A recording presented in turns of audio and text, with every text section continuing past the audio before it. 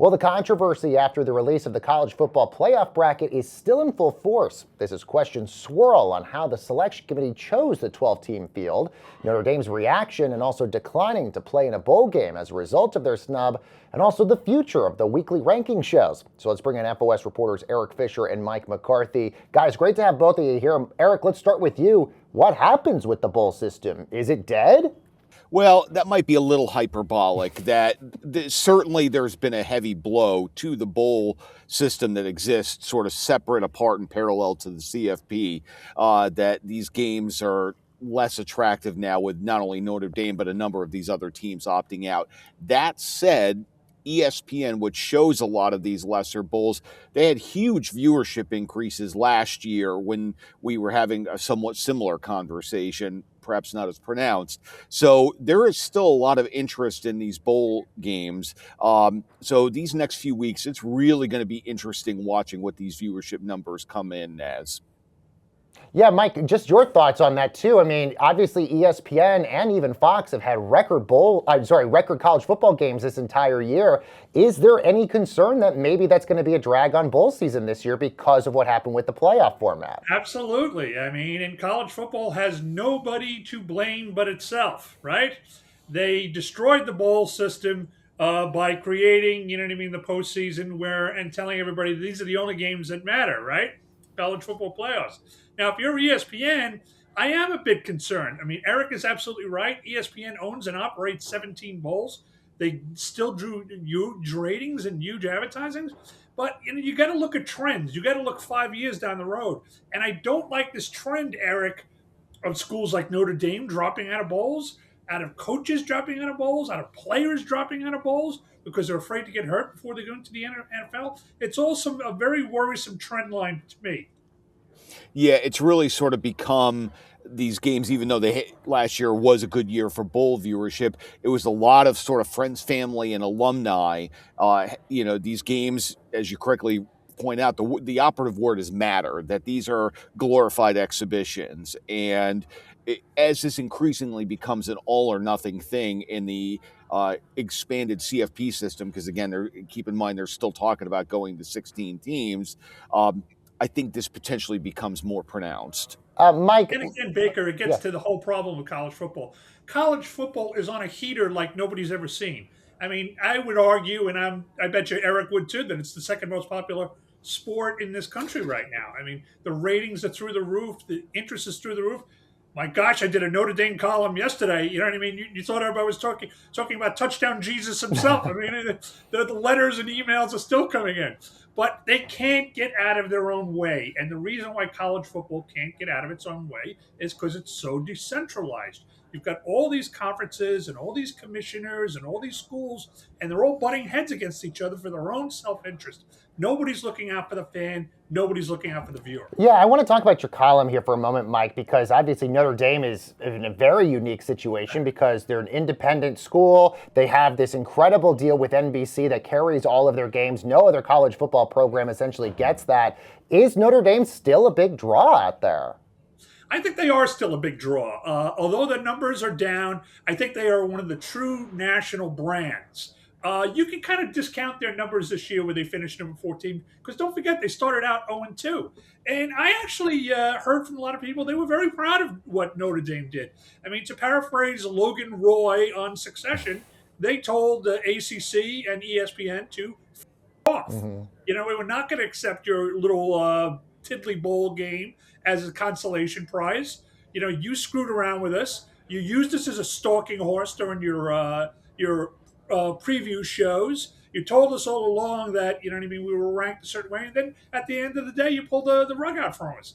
So I've heard a lot of support for Notre Dame. I've also heard a lot of things on my feed line about they're whiners and quit like a champion today. And who do they think they are and join a conference? So Notre Dame continues to be like the Yankees, Eric. They're just a completely polarizing brand. Yeah, completely agree. I did a deep dive on their football independence a couple of years ago, and there was a three-pronged test to maintain that independence that they laid out. Number one was maintaining healthy broadcast revenues, and as you wrote, late in 23, they re-upped their deal and more than doubled their rights fee, and they're set through 2029 there. So that's good. Number 50 million a two, year, Eric. correct. And they were at 22 before. So Yeah. number one is good. Number two in that three-pronged test was having a solid pathway to the CFP. This is the heart of the matter because this is increasingly in doubt, as we've now learned. And number three is a good home for the Olympic sports. And they compete in the ACC with everything else, with the exception of hockey, which is in the Big Ten. But if they're butting heads with the ACC, number three is now in doubt as well. So, I've even heard some suggestions that maybe the way to go, particularly if they want to stick it to ESPN, is to join the Big Ten and get into the Fox deal. Oh my God! I mean, that would be the ultimate counterattack, right, Baker? You ally with the enemy of my enemy. Which was Fox and the Big Ten. Eric, I was actually shocked yesterday at his comments, Pete Bavacqua's comments. You do not see an AD come out and lay it on the line like that. Saying that this seriously damaged our relationship with the ACC. I mean, he basically told them, it's over. So I really think Eric's idea about the Big Ten is valid. I don't think the Big East is as valid, but the Big Ten, boy, I could see them, really playing footsie here. But I will say this about Notre Dame. Although I've gotten a lot of support for them, where were they before this decision was happening? Since the decision, they're all over the place. They're on Dan Patrick, they're on Yahoo, they're here, doing this big media tour, this big pity party. You should have anticipated this happening, right? Like in The Godfather, Tom Hagen should have anticipated the hit on Sonny. He should have smoked them out. He should have uncovered this plan before it came to fruition. Don't give us the sob story now. You should have been talking before, not after. Well, I'm gonna disagree a little bit here because I'm gonna lay a little bit on the CFP's line because there was a lot of question about should they have done these preview shows or whatever. The shows are in the contract. That's kind of a moot point. The issue that I had was how they were doing the rankings during the course of this process, because all along they were suggesting that the head-to-head between Miami and Notre Dame at the very beginning of the season back on August 31st was not a factor until the very end when that Miami win over Notre Dame became a factor. And I think, I'm not sure how much Notre Dame could have anticipated because they were led to believe all along with sort of very similar bodies of work over the entire season that the head-to-head wasn't as much of a factor. Well, Mike, Mike and Eric, President Reagan there, though, are trust but verify. You know what I mean? Yeah. Trust what they said, but verify it in advance. And I'll tell you something else, Baker, too, which I'm hearing here, is a lot of their ire is directed at the ACC, which they are business partners with. But the real target here, the real suspicion that Notre Dame people has is that the puppet master behind this whole thing is the SEC and their business partner, ESPN, right? How did 5 SEC schools get into the playoffs? How did a 3-loss team like Alabama, which went to bed the other day against Georgia, get into the playoffs? We're not talking enough about the Crimson Tide. Yeah. Why did ESPN, a good point. Use Notre Dame on its shows every week to create drama? Oh, Notre Dame this, Notre Dame that, and then all of a sudden, when they got screwed out of the playoff, all the ESPN personalities are taken out of the same playbook. Well, I'm saying there's a lot of suspicion that amongst Notre Dame people, to quote The Godfather once again, that it was Greg Sankey, that it was Barzini after all. Well, look, Eric, to Mike's point, I mean, even Kirk Herbstreit and Nick Saban have both come out saying that they shouldn't be doing these weekly college football ranking shows because, to Pete Bavacqua's point, it gave them false hope of them being in the college football playoff when they weren't there. You mentioned, obviously, ESPN has a lot of at stake in all of this. Would ESPN even get rid of this show? I don't think so, because it helps gin up interest in the entire tournament. As we're talking, I mean, college football there's a huge amount of fan interest. This thing is in the contract. People watch it. People want it.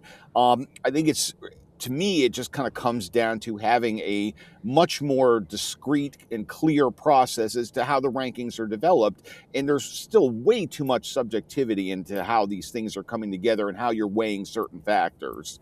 Yeah, I agree with Eric. I mean, the value of these shows has just doubled, right?